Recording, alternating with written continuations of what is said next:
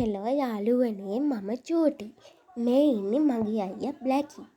මේ තමයි අයියයි මායි අක්කිලාගේ ගෙදර ආව පළවෙනි දවස. අයියයි මායි අක්කිලත් එක්ක සෙල්ලම් කරා. පේනවනේ අපේ අයියාගේ දාංගලේ. මම නම් පොඩි කාලේ ඉඳලම හරිම අහිංසක ළමයෙක්. පළවෙනි දවස නිසා පොඩ්ඩක් අඳුන් කුඳුන් වෙලා හිටියේ. ඒ වුණාට අක්කිලා දෙන්නම හරිම හොඳයි. ලොකු අක්කි තමයි ගොඩක්ම හොඳ. පොඩි අක්කිත් හොඳයි.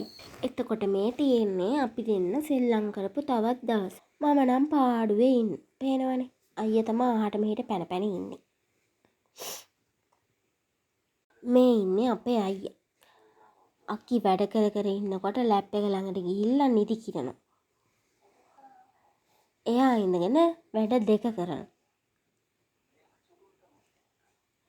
මේ ඉන්නේ මම. අක්කිලත් එක්ක සෙල්ලම් කරනවා. නෑ අක්කි අපිත් එක්ක සෙල්ලම් කරනවා. මේ වීඩියෝ එකේ අපේ අයියා නැත්තේ එයා ටික දවසකට කලින් නැති වුණා.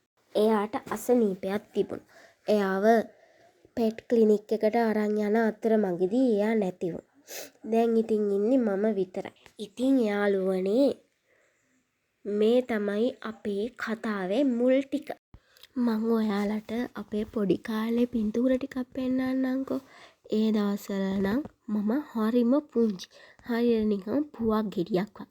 ඒ වුණාට අම්මා කියන්නේ දැන් නම් මම හරියට නිකන් පොලොස් ගෙඩියක් වගේ කියලා. මේ පේනවනේ වෙනස. අම්මගේ කතාවත් ඇත්ත තමයි. අනේ සෝරි මගේ ටෙඩි මල්ලිගේ නහය මං අතින් ගැලවුණා. එතකොට මේ තියෙන්නේ අක්කිලාගේ එක එක සුකුරුත්තම් වැඩ කිහිපයක්.